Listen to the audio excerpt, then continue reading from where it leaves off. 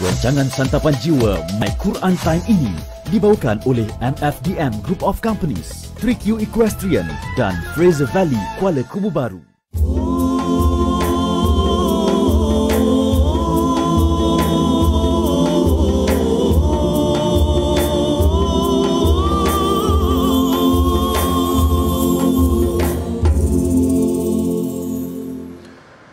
أعوذ بالله من الشيطان الرجيم بسم الله الرحمن الرحيم الحمد لله رب العالمين الرحمن الرحيم مالك يوم الدين إياك نعبد وإياك نستعين اهدنا الصراط المستقيم صراط الذين أنعمت عليهم غير المغضوب عليهم ولا الضالين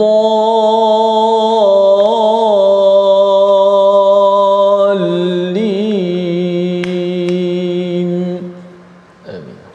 Assalamualaikum warahmatullahi wabarakatuh. Alhamdulillah wassalatu wassalamu ala Rasulillah wa ala alihi wa man wala. Syada la ilaha illallah, syada Muhammadan abduhu wa rasuluhu. Allahumma salli ala sayidina Muhammad wa ala alihi wa sahbihi ajma'in. Amma ba'du. Apa khabar tuan-tuan dan puan yang dirahmati Allah sekalian?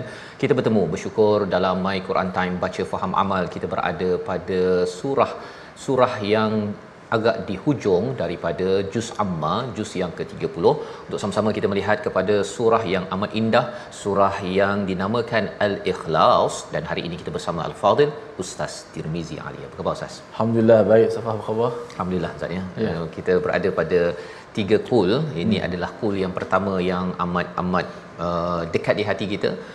Biasanya ramai yang menghafal surah ini, dan kita doakan pada tuan-tuan yang berada di rumah, yang berada di pejabat, di mana sahaja, untuk sama-sama kita memaknai kepada surah yang ke-112 ini, surah Al-Ikhlas. Dan mari sama-sama kita mulakan dengan doa kita, mohon benar-benar kepada Allah Subhanahu Wa Taala kita penuh kerdil, penuh kekurangan ilmu ini untuk diajarkan. Subhanakala ilmalana illa ma 'allamtana innaka antal alimul hakim rabbi zidni ilma. Sama-sama kita saksikan apakah ringkasan sinopsis bagi surah ke-112 daripada ayat 1 hingga 4 yang kita akan ikuti, yang kita akan ulang dan kita akan manfaatkan sepanjang kehidupan kita.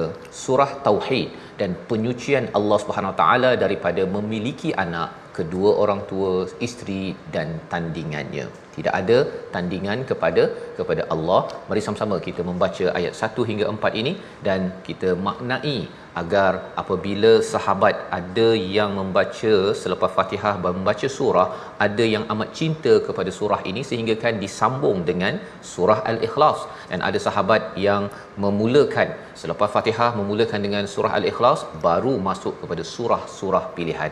Bagaimana, mengapa mereka amat cinta kepada surah ini? Kita baca ayat 1 hingga 4 surah Al-Ikhlas. Silakan Ustaz.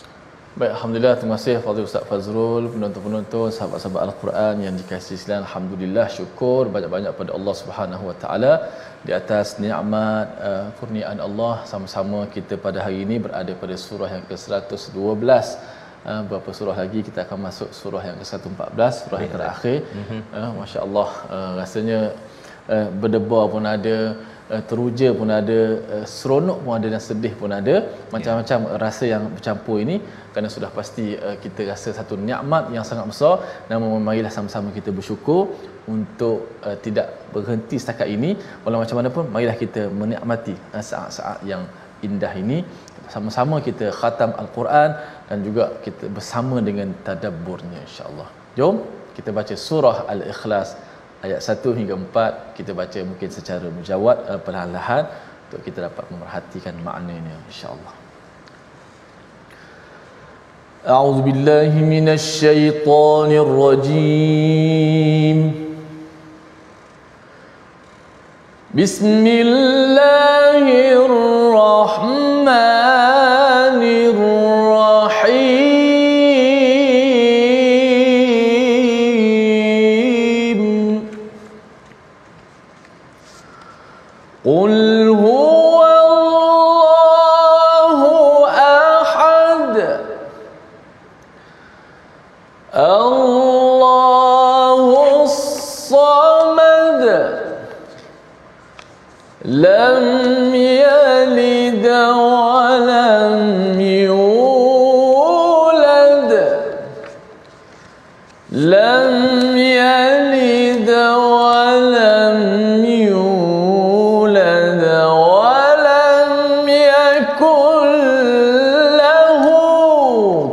kufuwan ahad. Sadaqallahul azim.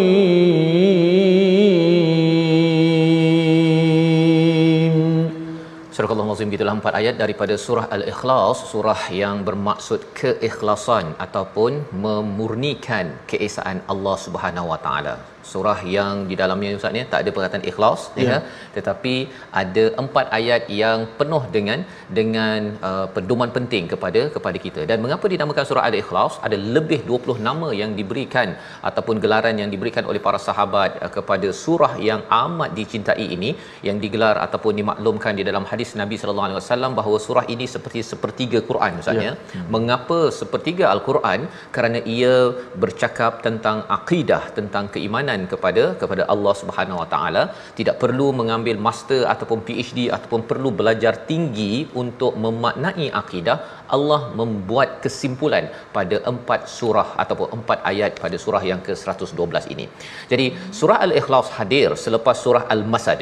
Kalau kita melihat surah Al-Masad ini adalah surah di mana Allah terus mengutuk dan melaknat kepada seorang insan, seorang manusia yang memang membenci, mengutuk, yang menyatakan pada Nabi bahawa beliau adalah abtar, terputus daripada keturunan, daripada kebaikan disebabkan kematian, kepergian anak kepada Nabi Muhammad sallallahu alaihi wasallam. Beliaulah yang bernama Abu Lahab ya. Abu Lahab mendengar pada surah Al-Masad ini Ustaz ya, sepatutnya kalaulah dia nak membuktikan bahawa Islam itu tak betul, boleh sahaja dia kata, "Oh, saya nak masuk Islam." Nah, masuk aja 2-3 hari, kemudian kalau dia nak keluar balik. Tetapi disebabkan ini adalah datang daripada Allah Subhanahu Wa Taala dan ia adalah mukjizat, ketika orang itu masih mendengar kepada surah Al-Masad ini, beliau tidak mampu keluar daripada jahiliahnya, daripada kekufurannya, kerana beliau merosakkan segala peluang yang ada yang diberikan Allah melalui Nabi Muhammad sallallahu alaihi wasallam. Tidak diindah, malah diherdik, dimaki dan dia dirosakkan. Baik. Surah Al-Masad ini memfokuskan kepada apa? Memfokuskan kepada cabaran, kutukan kepada Nabi Muhammad. Maka Allah terus membalas. Allah tidak memulakan dengan qul tabbat yada abi lahabin wa tab. Tidak diajarkan pada Nabi untuk mengutuk kepada Abu Lahab, terus direct langsung daripada Allah Subhanahu Wa Taala. Ketika ada cabaran dalam kehidupan, ketika ada cabaran dalam dakwah, surah Al-Ikhlas muncul Ustaz ya. Muncul disebabkan apa?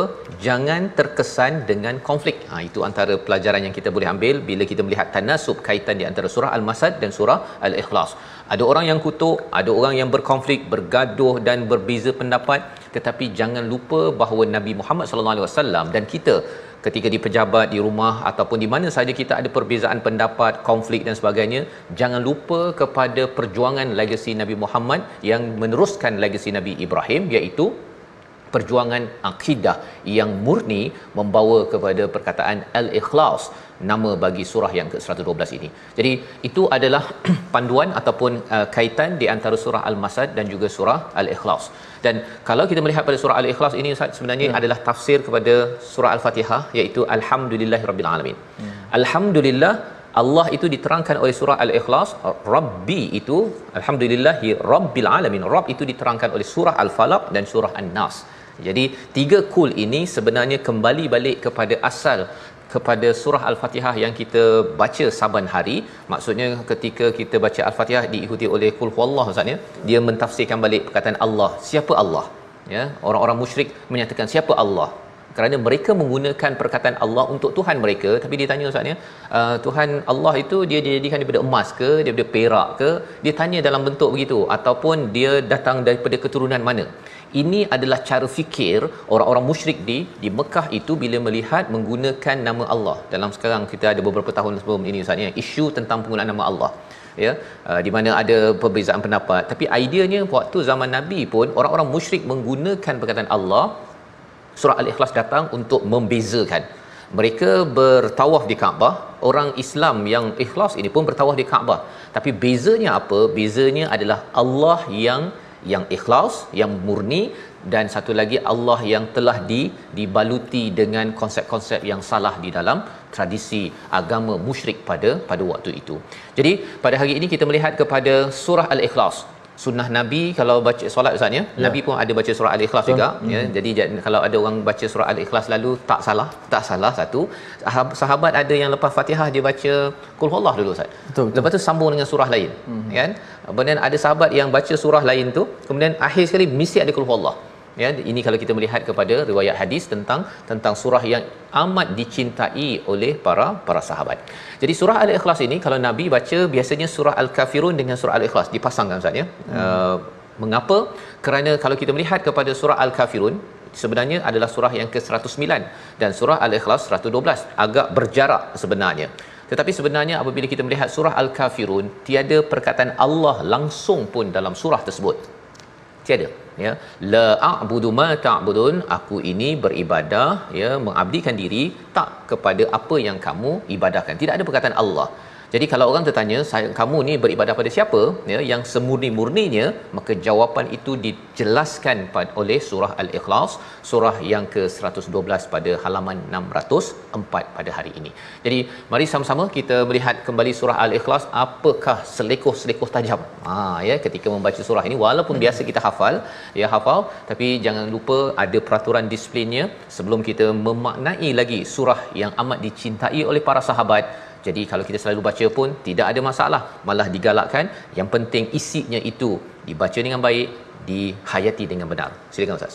Baik, alhamdulillah, terima kasih Ustaz Fazrul yang menjelaskan kepada kita tentang bagaimana pentingnya untuk kita memahami surah Al-Ikhlas ini, kerana inilah pengesaan kita kepada Allah Subhanahu Wa Taala. Esanya Allah tak sama dengan tuhan-tuhan yang lain. Allah Subhanahu Wa Taala Maha berkuasa, dialah tempat yang kita bergantung. Baik, kita nak fokus selekoh kita yang pertama, iaitu ayat pertama, Qul huwallahu ahad. Ayat pertama sekali ialah Qul huwallahu ahad. Perkataan huruf huwa, wa tu huruf kategori huruf yang tarqiq ataupun huruf yang muraqqaqah, huruf yang nipis. Huwa, cuba sebut huwa, nipis kan? Cuma selepas perkataan huwa itu kena sambung dengan Allah, ada sabdu di atas lam, maka kita baca Qul huwallahu ahad. Qul huwallah, jangan baca Qul huwallah, huwa. Tak perasan kadang-kadang kita sebut huwa. Kenapa? Sebab lam pada lafaz Allah tu ditebalkan, jadi waw tu turut tebal. Qul huwallah, bukan huwallah, huwallahu. Kalau saya buat gerak perlahan sikit, huwallahu, jangan huwallah, jangan wa itu disebut dalam keadaan nipis, bukan wa. Walaupun selepas tu disabdukan dalam lam, yang lam kena baca tebal, waw tu tetap nipis. Qul huwallahu. Kemudian perkataan ahad, Qul huwallahu ahad, jelaskan hamzah pada ahad. Jelaskan hamzah pada ahad. Jangan baca hamzah tu dia seakan-akan seperti tashil ataupun tak jelas tahqiq huruf hamzah tu. Macam mana tak jelas? Qul huwallahu ahad, Qul huwallahu ahad, bunyi huwa ahad. Sebab tak tekan-tekan betul hamzah. Sebab apa jadi macam tu? Kerana huruf sebelum hamzah tu, huruf ha tu dekat dengan hamzah. Jadi nak pergi tepat lagi, huruf hamzah dengan ha ni satu makhraj, di mana pangkal leher kita. Ha simpul hu pada Allahu, dan hamzah ahad. Hu a, nak pergi tempat tu dua kali. Itu yang kali kedua tu tak sampai a, yang jadi macam tu. Qul huwallahu ahad, huwa. Dia menukarkan hamzah kepada wa. Wow. Jadi pastikan hamzah itu disebut betul-betul dengan pastikan suara kita tertahan di makhraj a. Qul huwallahu ahad, gitu. Okay, kita baca sekali untuk sebelum kita sambung tadabbur. Auzubillahi minasyaitonir rajim. Bismillahirrahmanirrahim. Bismillahirrahmanirrahim. Qul huwallahu ahadun, illahus samad, lam yalid wa lam yulad wa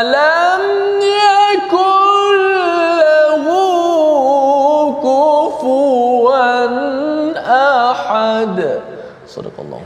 Surah Nazim itulah 4 ayat yang dinamakan surah Al-Ikhlas ataupun nama lainnya adalah surah Al-Muqashqish Ustaz ya. Al-Muqashqish. Dan ini mengapa Nabi membaca surah Al-Kafirun dan juga surah Al-Ikhlas ini digelar sebagai Al-Muqashqish ini, iaitu yang menyembunyikan ataupun membersihkan daripada kesyirikan kepada Allah Subhanahu Wa Taala. Inilah dua surah. Makin kita membaca surah Al-Kafirun bahawa saya beribadah kepada Tuhan dan tidak seperti mana Tuhan yang disembah oleh orang-orang musyrik, ya. Konsep ibadah iaitu bukan sekadar dalam waktu solat, waktu kita baca Quran, tetapi sepanjang hidup kita ni hamba kepada Allah, abd kepada Allah, yang kita menerima apa sahaja yang ditentukan oleh Allah dan kita tahu bahawa perlu dibuat dengan ikhlas, dan caranya sebagaimana dalam surah Al-Ikhlas itu bersihkan. Nama lain bagi surah ini adalah At-Tafrid, iaitu surah yang menyatakan tentang keunikan, ya, keunikan siapa, iaitu keunikan Ahad pada Allah Subhanahu Wa Taala. Ada beza di antara Ahad dan juga Wahid. Kalau Wahid ini Ustaz ya, maksudnya kalau Wahid mesti ada Wahid, Isnin, Salasa, ada yang 2, 3, 4. Tapi kalau menggunakan Laisa Wahid, tidak ada seorang pun di masjid, maksudnya ialah adalah 2, 3, 4, 5. Tapi kalau Laisa Ahad, itu maksudnya tidak ada kecuali seorang sahaja yang berada di dalam sesuatu tempat itu, ya. Jadi apabila Allah menggunakan perkataan qul huwallahu ahad, ini bila kita berjumpa mana-mana surah yang bermula ataupun ayat yang bermula dengan qul, itu maksudnya apa? Ada dua sudut yang perlu kita faham. Yang pertama, saya kena belajar apakah isi daripada ayat tersebut. Yang pertama. Yang keduanya ialah saya perlu sampaikan kepada orang lain untuk dikongsikan maklumatnya. Jadi dalam ayat yang pertama ini Allah menyatakan, katakanlah dia Allah yang Maha Esa. Jadi apabila kita melihat perkara ini adalah satu daripada topik-topik yang penting dalam kita menyampaikan pada orang lain, istilahnya dakwah dalam hidup kita Ustaz ya. Perlu diperjuangkan dalam keluarga kita, dalam masyarakat kita, kerana ayat ini diperintahkan oleh Allah Subhanahu Wa Taala sebagaimana dalam ayat yang pertama surah Al-Kafirun, Allah beritahu pada Nabi, mereka ini kamu tidak pernah panggil sebagai kafir, tetapi kerana mereka sudah melampau, sudah berbelas tahun diingatkan, lama diingatkan, tetapi mereka cuba untuk merosakkan, malah ingin bertukar-tukar. Setahun kamu beribadah ataupun ikut agama saya, setahun ikut agama kamu, maka Allah menyatakan mereka yang kufur ini perlu dipanggil dengan istilah ya ayyuhal kafirun. Jadi surah Al-Ikhlas ini, perkataan huwallahu ahad itu, huwa merujuk kepada Allah Subhanahu taala. Boleh saja ayat ini dibaca qul Allahu ahad kalau kita bercakap tentang maksud Ustaz ya. Maksudnya tetap Allah unik ataupun Allah itu Maha Esa. Tetapi bila ada penggunaan perkataan huwa, itu adalah sebagai taukid, sebagai satu penekanan. Maksudnya Allah lah, dia adalah Allah yang Maha Esa, dan ia perlu diberi perhatian, perlu dikaji siapa dia, ya, perlu dikaji. Ia adalah satu perkara yang perlu diambil tahu. Nama lain bagi surah ini adalah Al-Ma'rifah, iaitu untuk kita mengenal dan makin rapat dengan siapa? Dengan Allah Subhanahu Wa Taala. Bila Allah menyatakan huwa, itu sesuatu yang perlu kita beri perhatian berbanding dengan kita stalking Ustaz ya, stalk kepada Facebook ke Instagram pasal nak tahu tentang seseorang. Kita mesti stop, kita mesti mendalami kepada surah Al-Ikhlas, mengenal makin dekat dengan Allah Subhanahu taala. Membawa kepada perkataan pilihan kita pada hari ini, kita saksikan walada, ya, beranak ataupun melahirkan, 102 kali disebut di dalam Al-Quran. Inilah perkataan yang kita akan jumpa pada ayat yang ketiga. Ia menjelaskan konsep yang penting, dan Allah menggunakan perkataan walad ataupun istilahnya yalid, ya, pada surah Al-Ikhlas pada ayat yang ketiga dalam bentuk past tense, ya, dalam bentuk perkara yang telah lepas. Mengapa? Itu yang kita akan lihat sebentar lagi. Kita berehat My Quran Time, baca faham amal insya-Allah.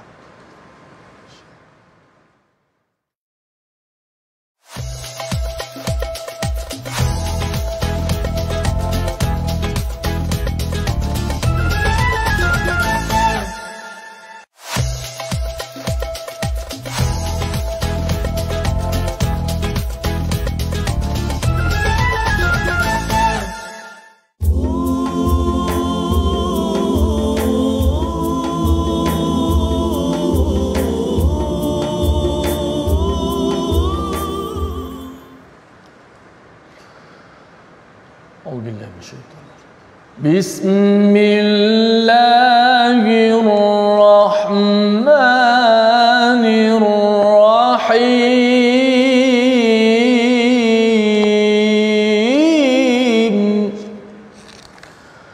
Qul huwallahu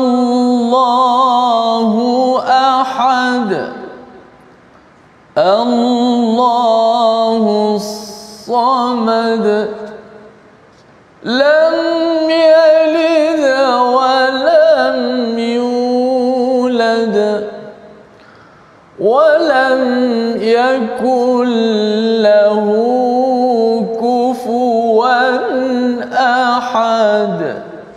Sadaqallahul azim. Katakanlah Muhammad, dialah Allah yang Maha Esa. Allah tempat meminta segala sesuatu, dan Allah yang tidak mempunyai anak dan tidak pula diperanakkan, dan tidak ada sesuatu pun yang setara atau setaraf dengannya. Sadaqallahul azim. Begitulah ayat surah Al-Ikhlas. Namanya Al-Ikhlas, tetapi tidak ada perkataan Al-Ikhlas dalamnya. Namun surah inilah keseluruhannya menjadi satu perkara yang sangat-sangat kita imani, bahkan kita berpegang. Inilah akidah kita, Allah yang Esa, Ahad, berbeza dengan Wahid. Masya-Allah, Allah tidak berbilang, Allah yang Maha Esa. Tempat kita bergantung kepada Allah Subhanahu Wa Taala sebagai hamba yang memerlukan kepada Pencipta. Bila sahabat-sahabat, sebelum kita teruskan tadabbur, kita mengaji tajwid sikit. Kita lihat di slide yang kita sediakan pada perkataan ataupun keseluruhan surah Al-Ikhlas ini. Sempurnakan hukum qalqalah dalam surah ini, yang mana di hujung ini semuanya berakhir dengan huruf dal. Ayat pertama akhir perkataan tu huruf dal yang berbaris tanwin di depan.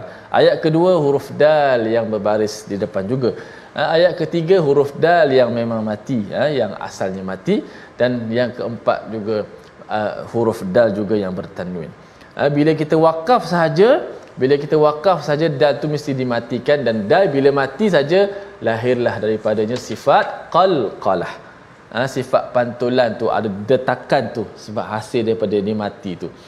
Ahad, as-samad, yulad, ahad. Dan qalqalah ini qalqalah yang keberapa martabat dia? Martabat yang pertama dipanggil sughra. Martabat yang kedua dipanggil wusta, sederhana. Martabat yang ketiga dipanggil kubra, yang kuat. Kalau kita lihat dalam keempat-empat ayat ini adalah qalqalah mana, boleh tulis di ruangan komen. Qalqalah wusta, yakni pertengahan. Dia berada di hujung perkataan yang dia mati dan dia tidak bertasydid, maka qalqalah yang pertengahan disebut qalqalah wusta. Tak boleh kita baca qul huwallahu ahad, Allah macam ada sabdu, Allahus samad. Jangan kita buat macam tu. Okey, main-main pun tak boleh. Dan sebab bila kita tak sabdu, kita macam menambah, seolah menambah satu huruf. Tambah sabdu macam tambah huruf lah. Maka ahad macam tu saja. As-samad, yulad, ahad. Jom kita baca daripada awal. Bismillahirrahmanirrahim. Qul huwallahu ahad Allahus samad lam yalid wa lam yulad wa lam yakul lahu kufuwan ahad. Begitu sahaja. Itu qalqalah wusta, latihan insya-Allah. Wallahu a'lam. Terima kasih ucapkan pada Fadil Ustaz Tirmizi untuk menjelaskan tentang qalqalah sebenarnya tadi dalam surah Al-Masad semalam pun kita ada bertemu dengan qalqalah, ya. Jadi ada kesamaan di situ, tapi di sana banyak ba kecuali di hujung tu Ustaz, ya. Di sini dal yang pastinya ialah itu adalah sebagai satu penekanan daripada Allah Subhanahu Wa Taala betapa Allah amat murka kepada siapa orang-orang, terutamanya Abu Lahab, yang sudahlah mensyirikkan Tuhan. Dan orang yang mensyirikkan Tuhan, ia membawa kepada kezaliman yang besar, kegelapan yang besar, stres yang besar kepada siapa? Bukan sekadar pada dirinya, tetapi membawa kepada masyarakat. Itu yang diwartakan ataupun yang dinyatakan oleh surah Al-Masad yang kita sudah pun lihat semalam. Jadi pada hari ini kita melihat pada qul huwallahu ahad, katakanlah dia Allah yang Esa, yang Maha Esa. Ini adalah keimanan yang penting, sehingga kan Allah memberi komentar bagaimana kesan apabila seseorang itu tidak mensyirikkan ataupun tidak mentauhidkan Allah SWT, sebagaimana dalam surah Maryam. Kita ambil kesempatan pada hari ini untuk kita melihat pada surah Maryam, surah yang ke-19 ayat yang ke-90, di mana ia menjelaskan betapa kesan apabila satu kumpulan, satu individu mengambil syirik sebagai jalan hidup, dan ini akan dijelaskan pada ayat 3 dan 4 surah Al-Ikhlas. Mari sama-sama kita baca surah Maryam ayat 90 dipimpin Al-Fadil Ustaz Tirmizi Ali. Silakan Ustaz. Baik, alhamdulillah sahabat-sahabat, kita berpindah kepada surah Maryam, baca ayat yang ke-90. Takadus samawat, insya-Allah. A'udzubillahi minasyaitonir rajim. Takadus السماوات يتفطرن منه وتنشق الأرض تكاد السماوات يتفطرن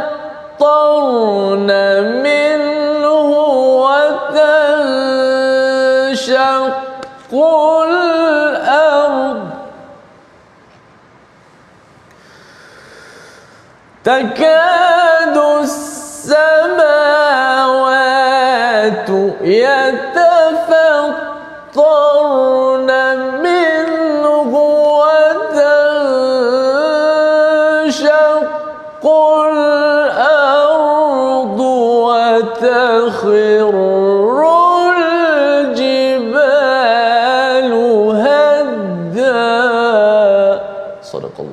Surah Al-Azim. Hampir saja langit pecah dan bumi terbelah dan gunung ganang runtuh kerana ucapan itu, ucapan mereka yang menyatakan bahawa Ar-Rahman mempunyai ittakhadhar rahman walada pada ayat yang ke-88. Ini adalah rujukan beberapa ayat, dan kita maklum sebagaimana dalam hadis Nabi sallallahu alaihi wasallam bahawa surah Al-Ikhlas ini adalah 1/3 daripada Al-Quran, kerana dalam Al-Quran ini ada akidah, ada syariat dan ada akhlak. Maka 1/3 ini sudah pun disentuh bila kita membaca, memahami kepada surah Al-Ikhlas ini sendiri. Jadi dalam hal ini, apakah kesan apabila seseorang itu tidak mengesakan, tidak mentauhidkan Allah SWT? Allah menyatakan takadus samawat, iaitu langit hampir sahaja yatafattarna, pecah, dan juga watanshaqul ard, bumi itu akan terbelah, watakhirul jibal, dan gunung ganang itu akan hancur. Mengapa? Kerana alam ini sebenarnya Ustaz, amannya dunia ini adalah kerana masih ada lagi orang yang beriman. Itu apabila kita melihat kepada mafhum daripada hadis Nabi sallallahu alaihi wasallam. Bila akhir zaman, orang beriman akan dipanggil, dijemput oleh Allah sampai tidak ada orang beriman yang wujud di atas muka bumi ini, maka berlakulah saat hari kiamat di atas muka bumi ini. Itu yang menyebabkan sebenarnya bila kita menjaga iman Ustaz, mengajak orang lebih banyak beriman, sebenarnya ini adalah peluang untuk kita mendapat keselamatan, untuk kita mendapat barakah daripada Allah SWT, kebaikan yang banyak. Kerana apa? Kerana tauhid ini adalah hak Allah SWT. Dia kalau dekat tempat kerja Ustaz, ada hak pekerja, ada hak bos. Dalam keluarga ada hak suami, ada hak isteri. Dua-dua itu perlu diambil perhatian tanggungjawabnya, kerana kalau tidak ditunaikan tanggungjawab, maka akan runtuhlah bagi sebuah rumah tangga ataupun sebuah organisasi untuk berjaya.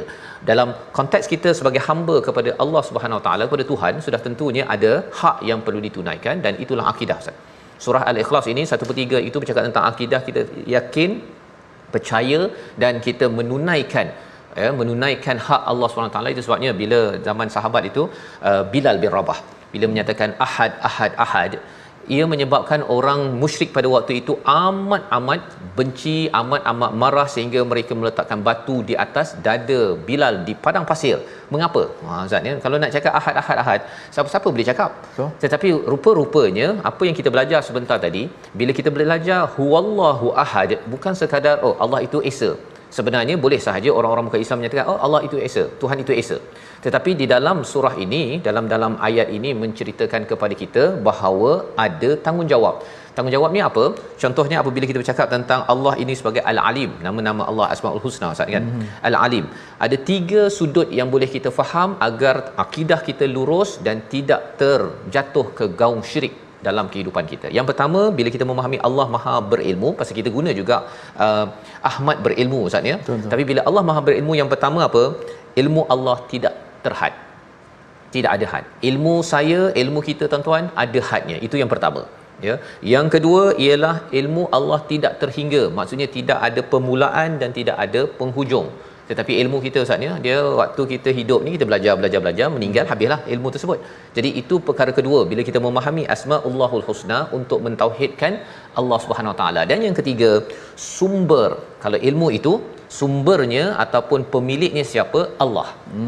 Ya, kita belajar tajwid Ustaz kan, kita belajar tadabbur al-Quran ini, ilmunya daripada Al-Alim. Itu yang kita doa, subhanakala ilma lana illa ma 'allamtana innaka antal alimul hakim. Sesungguhnya engkau lah ya Allah yang maha berilmu. Itu maksudnya maha mengetahui. Allah sumbernya.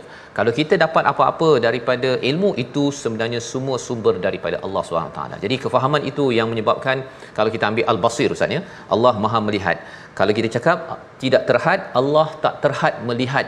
Ya, kita nampak dinding, kita nampak TV ke nampak Facebook, itu saja yang kita nampak, yang lain kita tak nampak.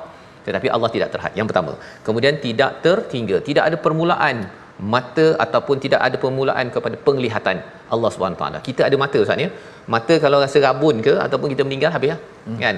Itu had. Ada permulaan dan ada pengakhiran. Tidak seperti penglihatan ataupun basir Allah Subhanahu taala. Yang ketiga, kita dapat lihat sumbernya adalah datang daripada Allah Subhanahu taala. Jadi tak bolehlah kita cakap Ustaz ya, saya yang bagi yang buat operation apa untuk apa Ustaz yang bagi mata tak payah pakai cermin mata tu? Lasik. Saya yang buat lasik itu sebabnya mata awak tu jadi cerah tu pasal saya. Itu tak boleh. Itu mencabar akidah. Itu adalah perkataan-perkataan syirik. Contohnya Allah Ar-Razzaq, contohnya bila ayah mencari nafkah, kemudian ayah cakap, kamu tak mengenang budi. Ya, bahawa abah yang mencari rezeki selama hari ini, kamu membesar berjaya ini pasal abah. Itu adalah perkataan syirik yang perlu kita jaga. Dan itulah sebabnya mengapa ayat pertama Qul huwallahu ahad itu pendek, tetapi ia mempunyai nama lain ataupun yang dinyatakan oleh hadis, iaitu dalam Al-Quran ada sanamul Quran, puncak kepada Al-Quran itu surah Al-Baqarah. Tetapi bila cakap tentang nurul Quran, itulah surah Al-Ikhlas yang kita ingin baca sekali lagi agar kita yakin bahawa ayat pertama ini adalah ayat yang perlu kita baca dan kita hayati, kaji dan amalkan dalam percakapan kita, dalam amalan kita, agar tidak khurafat, tidak mensyirikkan Allah, tidak seperti orang-orang Kristian yang dinyatakan dalam surah Maryam sebentar tadi. Bersama Ustaz. Ya, masya-Allah, bagaimana seorang sahabat apabila sentiasa macam Ustaz sebut tadi, riwayat yang sentiasa suka baca surah Al-Ikhlas dalam solat, setiap rakaat sampai baca surah Al-Ikhlas. Ada yang rakaat kedua membaca surah Al-Ikhlas. Bila ditanya para sahabat, kalau kita kat Malaysia ni imam baca surah Al-Ikhlas, mungkin kata imam ni apalah tak standard, tak ada surah lain yang nak baca, Al-Ikhlas je. Dan saya memang rasanya mungkin ini satu perkongsian lah Safas, dalam rasanya hampir juga dalam 8-9 tahun apabila saya membaca hadis tersebut, setiap kali rakaat kedua saya tidak lepas untuk membaca surah Al-Ikhlas. Sama ada saya gandingkan dengan Al-Kafirun sebut ataupun surah lain seperti Izzajah, rakaat kedua mesti saya akan baca. Walaupun dia kata imam ni ke hafal Quran tak ada surah lain ke, tapi inilah surah yang akan pasti akan saya disiplinkan saya baca. Rakaat kedua saya akan baca surah Al-Ikhlas, insya-Allah. Kerana hadis tadi para sahabat syurga kan. Kerana apa? Kerana aku suka sifat Ar-Rahman yang terdapat dalam ayat ini. Walaupun mungkin kefahaman saya taklah seperti para sahabat, tapi kita cintakan surah ini dengan makna yang Ustaz Fah tadabbur tadi. Memang surah ini jadi kekuatan Ustaz Fah. Jadi kekuatan bila kita lemah, Allah nak takut, Allah Ahad, Allahus Samad, kita minta pada Allah dulu apa-apa hal kan. Allahu Akbar. Dan walam yakul lahu kufuwan ahad, insya-Allah Ustaz akan ulang lagi tadabbur untuk sama-sama kita beri kekuatan, memang memberi motivasi kekuatan kepada kita semua. Kita baca surah Al-Ikhlas. Auzubillahi minasyaitanir rajim. Yang tadi tu solat, maksudnya solat maghrib lah. Solat maghrib saya lazimkan begitu. Okey, baik. Auzubillahi minasyaitanir rajim. Bismillah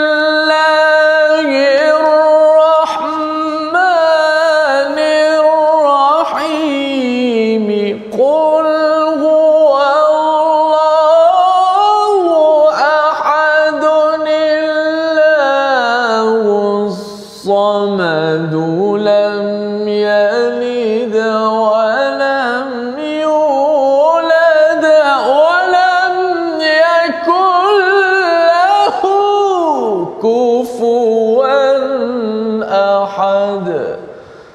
صدق الله العظيم. Surah Al-Azim, itulah 4 ayat daripada surah Al-Ikhlas, surah yang dicintai oleh para sahabat kerana ia adalah 1/3 daripada Al-Quran yang perlu kita maknai, dan kita sudah pun melihat betapa ayat pertama itu memberi gagasan kepada kita untuk mentauhidkan Allah, dan tauhid itulah yang menyebabkan kita jauh daripada zulmun azim, daripada kezaliman yang besar. Zulm itu maksudnya gelap, Ustaz, ya.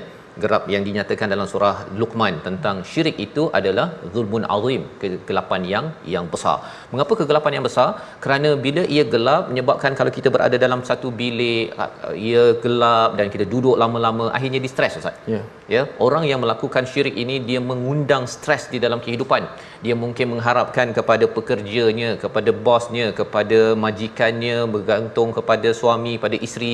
Tetapi kalau dia bergantung sangat sehingga kan dia kecewa dengan apa yang diharapkan itu tidak dipenuhi, maka itu boleh menyebabkan dia mensyirikkan secara jelas atau tidak jelas, dan akhirnya dia stres dalam kehidupan berbanding kalau bergantung pada Allah, bahawa Allah, engkau ahad, engkau adalah yang menjadi sumber, seperti mana dalam ayat yang kedua, Allahus Samad. Apa maksud Allah As-Samad? Iaitu Allah ini adalah tempat bergantung meminta segala sesuatu, Ustaz. Ya. Jadi apabila kita bercakap tentang As-Samad ni sekali je dalam Quran, tak ada lagi di tempat lain perkataan As-Samad ini. Maksudnya ialah dia tempat bersandar, tempat bergantung, ada masalah saja, maka bila dibacakan, Ustaz Tir baca tadi, Maghrib tadi, Ustaz kan baca surah ini, kita rasa lemah macam mana pun kita tahu ada yang Maha berkuasa. Allah. Kita stres macam mana pun saya tahu bahawa perkara ini tidak akan kekal. Allah boleh selesaikan selagi saya bergantung kepada Allahus Samad. Berbanding dengan Abu Lahab lah, ya, surah sebelum tu berkaitan dengan Abu Lahab. Abu Lahab dia rasakan bahawa dia ini ma'aghna anhu maluhu wama kasaba, itu kerana dia merasakan apa yang dia usahakan, hartanya itulah yang menyebabkan dia rasa saya tak perlukan sesiapa. Saya boleh buat apa sahaja yang saya inginkan. Saya ada masalah, saya boleh guna harta saya. Segala penyelesaian masalahnya itu bergantung kepada mal yang dia usahakan, harta yang dia usahakan. Tetapi kita tahu bahawa kalau kita bercakap tentang harta, Ustaz, ya, dia makin banyak makin kena jaga. Tetapi bergantung pada Allah, makin banyak kita bergantung, tauhid kita makin tinggi pada Allah, Allah jaga kita. Kan kita ada sahaja ketika rasa stres itu kita berzikir, kita ya Allah tolonglah aku ya Allah. Kita ada tempat bergantung. Dan bercakap tentang tempat bergantung ini, ia memberi kesan harapan. Dia macam cerita orang banjir, Ustaz, ya. Banjir, kemudian bila ada bomber call, ya, telefon, dia kata kami 5 minit lagi akan sampai. Jadi kita ada harapan walaupun air tengah naik. Tapi kalau cuba bayangkan tuan-tuan, kalau katakan bomber dah nak sampai, Ustaz, ya, dia call, kita tak nampak lagi ni, kami sikit lagi nak sampai, dalam masa telefon mati, Allah, tak sempat charge. Betul. Pada waktu itu kita rasa berapa lama lagi, 5 minit, 5 jam. Penantian itu, ya, harapan demi harapan itu dalam perkara yang tidak pasti menyebabkan kita akan stres ketika air sedang naik. Dan pada waktu itu kita mungkin ada yang rasa daripada saya tunggu ni, daripada air naik, baik saya terjun saja, dan akhirnya mungkin menghembuskan nafas terakhir. Itulah kepentingan Allah dalam kehidupan kita, di mana kita ada harapan. Apa sahaja yang berlaku rasa macam dunia dah gelap, rupa-rupanya ada Allahus Samad. Dan dengan itu, mengapa pentingnya kita bergantung kepada Allah yang benar, Ahad, bukan Allah yang disyirikkan, Ustaz. Itu yang dinyatakan pada ayat yang ketiga, lam yalid walam yulad, tidak beranak dan juga tidak diperanakkan. Apa maksud di sebalik ayat ini? Satu adalah ayat yang ketiga ini dalam bentuk past time, Ustaz, ya, benda yang telah berlaku, madhi, ya. Maksudnya kalau perkara akan datang, dia akan guna perkataan lan, ya, lam nun, tetapi di sini lam, sesuatu yang telah berlaku. Mengapa Allah menggunakan perkataan ini? Rupa-rupanya orang yang membawa idea tentang beranak dan Tuhan ini beranak dan peranakan ini telah berlaku lama dah. Berlaku lama, dan tidak ada agama lain yang akan buat agama baru untuk cakap bahawa saya ini agama yang percaya Tuhan ini beranak dan diperanakkan. Tak ada, kerana agama itu sudah berlaku pada masa lepas namanya adalah Kristian, Ustaz. Cuma dia mungkinlah jadi Protestan, Katolik, Seventh Day Adventist, macam-macam nama, tapi ia daripada sumber yang telah berlaku beberapa ribu tahun yang lepas. Jadi ini ayat yang ketiga. Mengapa tidak sesuai untuk kita menyatakan Allah begitu? Kerana bila cakap beranak diperanakkan ni, Ustaz, dia mesti kalau manusia beranaknya manusia, kan? Kalau kambing beranaknya kambing. Jadi kalau Tuhan, siapa yang beranakkannya pula? Kan? Jadi tidak mungkin sifatnya diperanakkan kalau manusia ataupun Tuhan melahirkan Isa. Isa tu manusia, kan? Tak mungkin perkara itu diterima. Itu sebabnya baru ni bila saya mula-mula masuk pada satu kumpulan, Ustaz, ya, di kalangan mereka yang berbincang tentang Kristian, ni kalangan padri lah. Mereka menyanyi bercakap tentang Jesus. Akhirnya saya nak cadang nak baca surah ini, kan, tapi rupanya tak dibenarkan, ya. Tak apalah, insya-Allah harapnya kalau tuan-tuan ada kesempatan baca surah Al-Ikhlas, kerana walam yakul lahu kufuwan ahad, tidak ada satu pun yang sama dengan Allah SWT. Kufu ini kufu macam orang kahwin dengan kufu. Tapi kufu ni juga kalau dalam berperangan, kufu itu adalah tentera yang berperang. Itu mengapa kufu kahwin dengan kufu berperang tu, pasal ada maksud yang tersendiri. Tapi di sini Allah menyatakan walam yakul lahu kufuwan ahad, tidak ada satu siapa pun yang sama dengan Allah SWT. Al-Alim, Allah sumber ilmu, Allah ilmunya tidak terhad dan ianya terus, tidak ada permulaan, tidak ada pengakhiran, yang menyebabkan kita rasa yakin dan kita tahu hidup ini amat indah bersama Tuhan yang Esa. Membawa pada resolusi kita pada hari ini, kita saksikan, iaitu yang pertama, kenali Allah dengan nama dan sifatnya agar teguh ketauhidan dalam diri.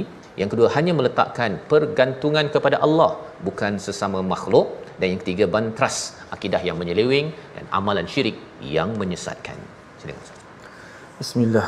Alhamdulillah wassalatu wassalamu ala Rasulillah. Allahumma inna nas'aluka bi annaka antallahul ahadus samad alladzi lam yalid wa lam yulad wa lam yakul lahu kufuwan ahad. Ya Allah, Tuhan kami, Engkau-lah Tuhan yang Maha Esa, ya Allah.